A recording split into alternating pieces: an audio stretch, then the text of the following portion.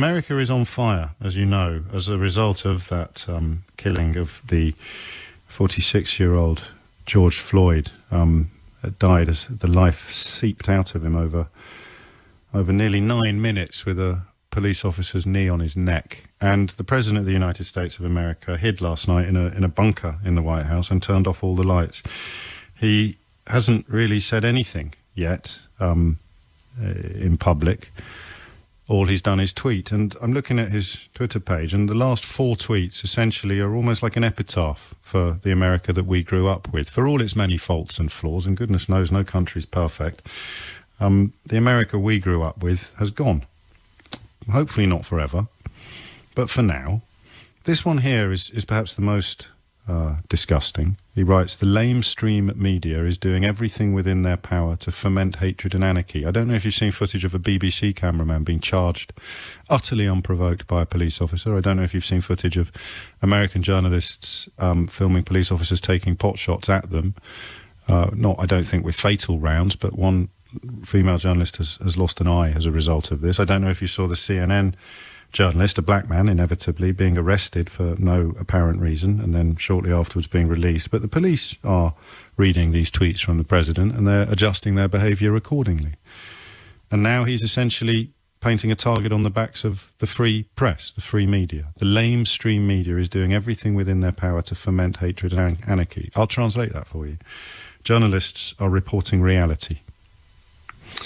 The next sentence, as long as everybody understands what they are doing, that they are fake news and truly bad people with a sick agenda, we can easily work through them to greatness, which translates as long as everybody pretends that they are truly bad people with a sick agenda, then it increases the chances of me getting away with being a truly bad person with an ostensibly, well, profoundly sick agenda. It's not even a pretense anymore. That mask that many people very, very naively thought was his real face has gone. He's got nothing left, and he can't even blame it on foreigners. So we move to the next tweet. If you can't blame it on foreigners, who the hell are you going to blame it on? Your own catastrophic handling of the coronavirus crisis and your own reintroduction of white supremacism to the mainstream in America. How are you going to blame that on foreigners? You can't blame it on foreigners. So here is an utterly meaningless tweet. The United States of America will be designating Antifa as a terrorist organisation. That's an abbreviation for the words anti-fascist. There is no organisation. No one can tell you where it's based or who heads it. The world is full of people who are anti-fascists. We won the Second World War, thankfully, anti-fascists. Actually, speaking of the Second World War, is there anyone else in history that you can think of hiding in a bunker while demonising anti-fascists? Just trying to think. In a bunker, right, hiding like a coward and getting furious about anti-fascists. No, I got nothing. It's weird that. It's on the tip of my tongue. There must be some... So he's in a bunker, right? He's in charge of a powerful country. He's ridden essentially to power upon a tidal wave of bigotry, prejudice and racism. He's hiding in a bunker from his own people and he's raging about anti-fascists. Yeah, I really feel there is someone. Donald Trump and Brexit are very interesting parallels in the sense that Brexit was a lie about taking back control. It was a lie about spending money on public services instead of sending this money to the European Union.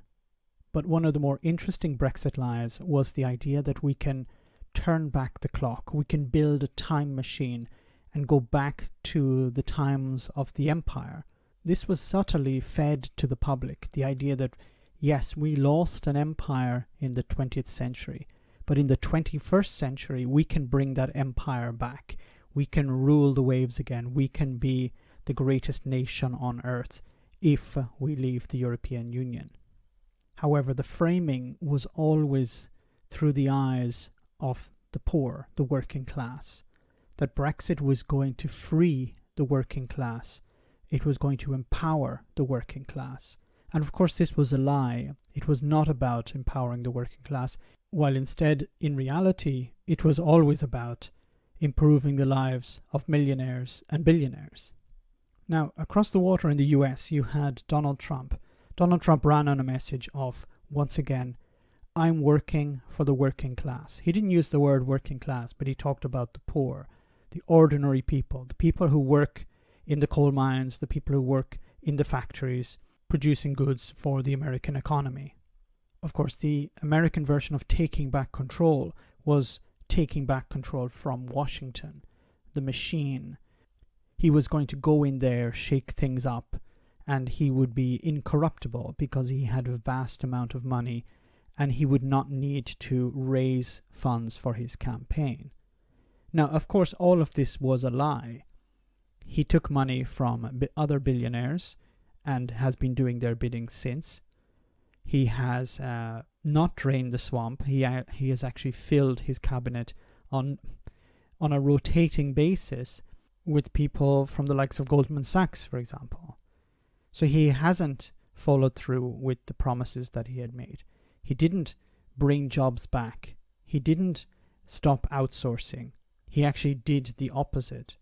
He also ran on a platform of isolation where the US would bring back soldiers, while instead he sent more soldiers out to the Middle East. Now, will these lies over the last number of years, his mishandling of this pandemic, the numbers who have died and the numbers who are currently unemployed, will this damage his chances of remaining president for another 4 years? Under normal circumstances, he would be finished. We would be looking at a Joe Biden landslide.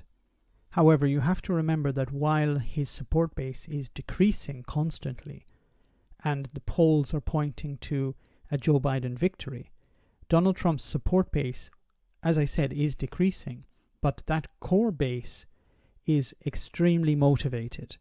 These people are behind Donald Trump 100%, irrespective of what he does.